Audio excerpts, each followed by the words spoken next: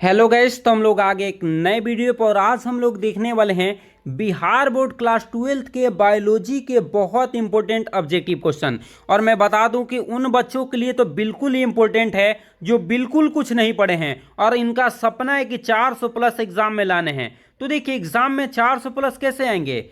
आपका एग्जाम में ऑब्जेक्टिव बिल्कुल सही हो जाएगा, एग्जाम में एक भी ऑब्जेक्टिव गलत नहीं होगा, तो आप बिल्कुल 400 प्लस ला सकते हैं। और ये होगा कैसे, जब आप प्रतिदिन मेरे वीडियो को वॉच करते हुए चलेंगे। और देखिए, मैं ऑब्जेक्टिव ही क्लियर नहीं करा रहा हूं, आपका सब्जेक्टिव भी क्लियर कराते हुए चल रहा हूं, ताकि आप एग्जाम में बैठे तो एक भी ऐसा क्वेश्चन नहीं है जो आपसे नहीं बने। उसके लिए करना क्या होगा कि जितने भी वीडियो अपलोड किए जा रहे हैं उसको ध्यानपूर्वक और आसानी से पढ़ते हुए चलेंगे तो निश्चित आप बहुत बेहतर करेंगे। तो चलिए वीडियो को स्टार्ट करते हैं और एक एक करके क्वेश्चन को समझते हुए चलते हैं। लोग आप बहुत बेहतरीन करने वाले हैं। तो देखिए, पहला क्वेश्चन क्या दे रखा है कि मनुष्य में गुणसूत्र की संख्या कितना होता है। देखिए, आप लोगों को लास्ट में बताना है कि आखिर आपका कितना स्कोर सही हुआ, क्योंकि देखिए आप स्कोर अपना बताएंगे तो आप ही को फायदा करेगा। इसलिए आप लोग स्कोर भी बताते चलेंगे कि आपका कितना सही हुआ एग्जाम में और ये कितना बना पा रहे हैं। तो क्या पूछ रहा है कि मनुष्य में गुणसूत्र की संख्या कितना होता है। ऑप्शन क्या है, 46 है, 44 है, 45 है, 47 है। तो मैं बता दूं कि मनुष्य में जो गुणसूत्र की संख्या होती है वो कितना होता है, 46। आपको याद रखना है। अगर पूछा जाए कि मनुष्य में गुणसूत्र की संख्या कितनी होती है तो आप लोग को बताना है 46।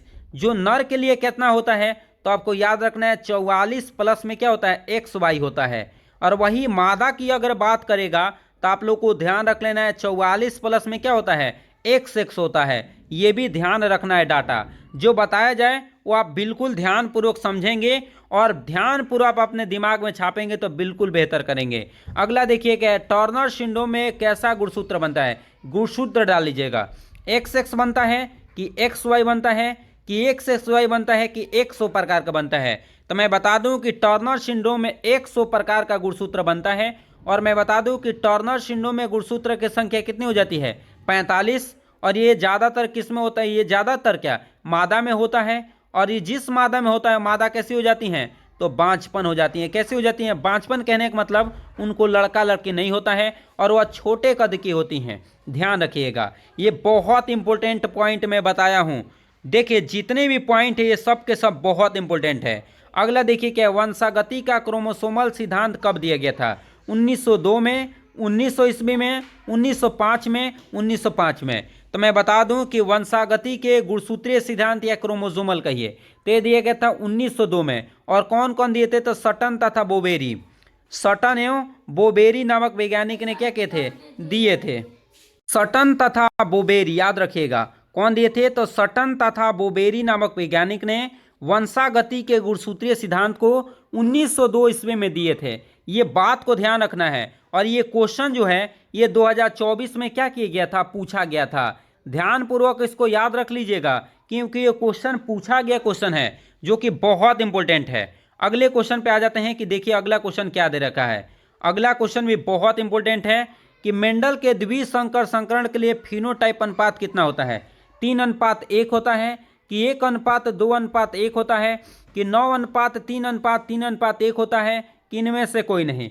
तो मैं बता दूं कि मेंडल के द्विसंकर संकरण के लिए फिनोटाइप अनुपात जो होता है वो 9:3:3:1 होता है। इसका राइट जवाब क्या होने वाला है, सी नंबर बिल्कुल सही होने वाला है। अगर वही पूछा होता एक संकर संकरण का फिनोटाइप अनुपात तो पहला नंबर बिल्कुल क्या हो जाता, सही हो जाता। लेकिन इसके लिए राइट जवाब क्या है, तो आपको याद रखना है कि द्विसंकर संकरण के लिए फिनोटाइप अनुपात जो होता है वो 9:3:3:1 होता है। अगला क्वेश्चन देखिए क्या दे रखा है कि निम्न में से कौन प्यूरिन नहीं है। एडेनिन है कि ग्वानिन कि थाइमिन, इनमें से कोई नहीं। तो मैं बता दूं कि क्या क्वेश्चन दे रखा है कि प्यूरिन नहीं है। तो प्यूरिन में आता है एडेनिन और ग्वानिन, यही दोनों प्यूरिन होते हैं और इसको छोड़ के बाकी कोई प्यूरिन होता नहीं है। तो प्यूरिन ये भी है, प्यूरिन ये भी है। प्यूरिन कौन नहीं है, तो सी नंबर नहीं है। इसीलिए इसका राइट जवाब क्या होने वाला है, सी नंबर बिल्कुल सही होने वाला है। ध्यान रखिएगा।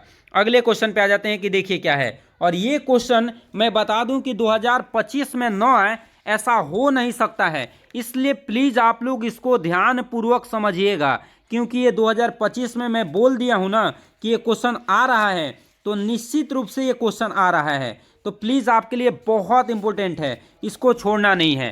क्वेश्चन क्या दे रहा है कि मनुष्य के अगुणित डीएनए में कितना क्षार युग्म होता है। क्या क्वेश्चन है, देखिए ठीक से। मैं देखिए क्वेश्चन क्या है, मनुष्य में अगुणित डीएनए में कितना क्षार युग्म होता है। 3.3 × 10⁹, 3.4 × 10⁸, 5.5 × 10⁶। तो क्या पूछ रहा है, मनुष्य की बात कर रहा है। तो मैं बता दूं कि मनुष्य के अगुणित डीएनए में 3.3, ये वाला बिल्कुल सही है, 3.3 × 10⁹ क्षार युग्म मिलते हैं। ये बहुत इंपॉर्टेंट है और आप याद रख लीजिएगा क्योंकि ये बहुत इंपॉर्टेंट है। और क्या हो गया, मनुष्य के अगुणित डीएनए में कितना क्षार युग्म मिलता है, तो आपको याद रखना है 3.3 × 10⁹ याद रहेगा। वही अगर आपको पूछा होता किसका, ई कोलाई का, तो आप ई कोलाई का भी यहीं पे याद कर लीजिए। मैं बता देता हूं कि अगर पूछा होता कि ई कोलाई में कितने क्षार युग्म मिलते हैं, तो 4.6 × 10⁶। ये आप लोगों को ई कोलाई के लिए भी याद रख लेना है और ये बहुत इंपॉर्टेंट होने वाला है। जो मैं बता दिया हूं तो ये क्वेश्चन आएगा ही आएगा। ये क्वेश्चन बहुत इंपॉर्टेंट मैं बता रहा हूं। अगला है कि जीवाणु भोजी लैम्डा में कितना क्षार युग्म न्यूक्लियोटाइड्स मिलता है। 48,502, 5386, 4.6 × 10⁻³ और सभी। तो मैं बता दूं कि क्या पूछ रहा है, जीवाणु भोजी लैम्डा। तो देखिए जीवाणु भोजी जो लैम्डा होता है उसमें 48,502 जो होता है वो क्षार युग्म न्यूक्लियोटाइड्स पाए जाते हैं। तो इसका राइट जवाब क्या होने वाला है, ए नंबर बिल्कुल क्या होने वाला है, सही होने वाला है। लेकिन ये भी आपको याद रखना है कि जीवाणु भोजी, क्या चीज, जीवाणु भोजी, जिसे हम लोग फाई 174 कहते हैं। क्या कहते हैं, फाई 174। तो फाई 174 जिसे कहते हैं उसमें न्यूक्लियोटाइड्स अगर पूछा जाता तो आपको याद रखना है 5386 होता है। कितना, 5386। लेकिन सिर्फ जीवाणु भोजी लैम्डा में पूछेगा तो 48,502, और वही जीवाणु भोजी फाई 174 में पूछेगा तो 5386 आपको मिलता है। ये याद रखना है, ये बहुत इंपॉर्टेंट पॉइंट है। अगला क्वेश्चन देखिए क्या है, केंद्रक में मिलने वाला अम्लीय पदार्थ डीएनए की खोज किसने किया था।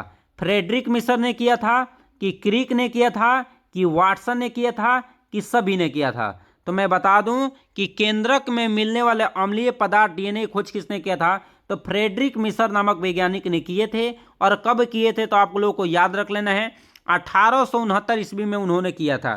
कब किए थे, तो आपको ये भी याद रखना है 1869 में। और ये दोनों जो वैज्ञानिक दिखाई दे रहे हैं ये डीएनए के द्विकुंडलित मॉडल को दिए थे। कौन से मॉडल, द्विकुंडलित संरचना के बारे में इन्होंने बताया था ये दोनों मिलके। और ये कब बताए थे, तो 1953 ईस्वी में। तो जो एक्स्ट्रा पॉइंट बताए जा रहे हैं वो भी याद रखेंगे तो आप ही को फायदा करेगा। अगला क्वेश्चन देखिए क्या है, अगला क्वेश्चन है कि ए सेल मिलर ने अपना प्रयोग कब प्रयोगशाला में करके अमीनो एसिड बनाया था। 1953 में, 1949 में, 1959 में, 1960 में। तो मैं बता दूं कि इसका राइट जवाब होने वाला 1953 में। कब किए थे, 1953 में। कितने डिग्री सेल्सियस पे किए थे, तो आपको ये भी याद रखना है कि 800 डिग्री सेल्सियस पे उन्होंने क्या किया था, अपना प्रयोग किए थे। और प्रयोग में क्या क्या लिए थे ये भी मैं आप लोगों को बता देता हूं जो कि याद रखना है। मीथेन लिए थे जिसको हम लोग CH4 के नाम से जानते हैं, हाइड्रोजन लिए थे, और इसके साथ साथ उन्होंने क्या लिया था, अमोनिया लिया था। ये तीनों को लेकर उन्होंने प्रयोग किया था। क्या लिया था, अमोनिया, हाइड्रोजन और क्या चीज, मीथेन। कितने डिग्री सेल्सियस पे, तो 800 डिग्री सेल्सियस पे उन्होंने अपने प्रयोग किया था। और उन्होंने क्या बनाया था, अमीनो एसिड को क्या किए थे, बनाए थे। और देखिए आप लोग के लिए इतना मेहनत किया जा रहा है और एक से एक क्वेश्चन आप लोग के लिए ला रहे हैं हम लोग, और आप अभी तक मेरे चैनल को सब्सक्राइब नहीं किए हैं तो प्लीज़ आप लोग चैनल को सब्सक्राइब कर दीजिए। आपके एक सब्सक्राइब करने में बहुत कम समय लगते हैं लेकिन उससे हम लोग को बहुत मदद मिलती है, इसलिए प्लीज़ चैनल को सब्सक्राइब कर दीजिएगा। अगला देखिए, कितने करोड़ वर्ष पहले सबसे पहला जीवन पृथ्वी पर प्रकट हुआ था। 409, 400, 450, 500। तो मैं बता दूं कि इसका राइट जवाब होने वाला है 400 करोड़ वर्ष पहले, याद रखिएगा। अगला क्वेश्चन देखिए क्या है, अगला क्वेश्चन है कि ओपेरिन कहाँ के वैज्ञानिक थे, अमेरिका के थे, कि इंग्लैंड के थे, कि रूस के थे, कि सभी। तो मैं बता दूं कि ओपेरिन जो रहने वाले थे वो रूस के वैज्ञानिक थे। कहाँ के वैज्ञानिक थे? रूस के वैज्ञानिक थे, ये भी याद रखना है। और इंग्लैंड के रहने वाले वैज्ञानिक थे हाल्डेन। ये भी अगर पूछ देता है तो ध्यान रखिएगा कि हाल्डेन कहाँ के वैज्ञानिक थे, तो रूस के वैज्ञानिक थे, जो कि बहुत बहुत बहुत ज़्यादा इंपॉर्टेंट है। और वही आपको मिलर के बारे में पूछ देगा, तो मिलर कहाँ के रहने वाले थे? अमेरिका के रहने वाले थे। तो मिलर कहाँ के? अमेरिका के। हाल्डेन कहाँ के? इंग्लैंड के। और ओपेरिन कहाँ के? तो रूस के। मैं आपसे एक प्रश्न पूछना चाहता हूँ कि ये बताइए कि ओपेरिन के बुक का नाम क्या है? आप लोग जरूर कमेंट करके बताइएगा। अगला क्वेश्चन है, प्राकृतिक वर्ण सिद्धांत किसने दिया था? तो आप याद रख लीजिएगा, प्राकृतिक वर्ण सिद्धांत डार्विन नामक वैज्ञानिक ने दिए थे। ये बहुत इंपॉर्टेंट है। अगला देखिए क्या है, गेहूं किस्म नहीं है? कल्याण सोना है, कल्याण सोना, सोनालिका भी है, सोनारा 64 भी है, जया नहीं है। जया किसकी किस्म है? तो धान की। इसलिए इसका राइट जवाब क्या होने वाला है? D number. याद रख लीजिएगा कि गेहूं की किस्म सोनालिका भी है, कल्याण सोना भी है, सोनारा 64 भी है, कौन नहीं है? तो जया नहीं है। ये राइट जवाब होगा डी नंबर। अगले क्वेश्चन पे आ जाते हैं। देखिए क्या है, धान की किस्म नहीं है? जया है, रत्ना है, साबरमती भी है, लेरमा रोजो नहीं है। इसलिए इसका राइट जवाब क्या होने वाला है? डी नंबर बिल्कुल सही होने वाला है। अगला क्वेश्चन देखिए क्या है, ये भी बहुत इंपॉर्टेंट है। क्वेश्चन है कि निम्न में से कौन सी मछली अलवणीय, यहाँ पे अलवण डालिएगा, अच्छे से आप लोग लिख लीजिएगा, अलवणीय जल में नहीं पाई जाती है? कतला है, रोहू है, कामन कार्प है, हिल्सा है। तो मैं बता दूं कि हिल्सा ऐसी मछली है जो कि अलवणीय जल में नहीं पाई जाती है। ये तीनों के तीनों कैसे जल में पाई जाती है? अलवणीय जल में पाई जाती है। लेकिन मैं बता देता हूँ, हिल्सा हो गया, इसके साथ साथ सरडाइन, ये भी याद रखिएगा। हिल्सा हो गया, सरडाइन हो गया, मैकेरेल हो गया, पामफ्रेट हो गया, ये समुद्री मछली है। कैसी मछली है? समुद्री मछली के नाम सुन लीजिए फिर से, हिल्सा, सरडाइन, मैकेरेल, पामफ्रेट, ये सभी मछली कैसी मछली है? तो आपको याद रख लेना है कि ये समुद्री मछली है। और बाकी ये तीनों मछली कैसी है? तो अलवणीय मछली है। अगला देखिए क्या है, नीली क्रांति किसके लिए प्रसिद्ध है? दूध के लिए, मछली के लिए, मांस के लिए, सभी के लिए। तो आपको याद रख लेना है कि नीली क्रांति जो है वो नीली क्रांति किसके लिए? तो मछली के लिए बहुत ज़्यादा क्या है? फेमस है। अगला देखिए क्या है, हिसरडेल किसकी प्रजाति है? भेड़ की, गाय की, भैंस की, सभी की। तो मैं बता दूं कि इसका राइट जवाब क्या होने वाला है? भेड़ होने वाला है। हिसरडेल की कहाँ से होता है?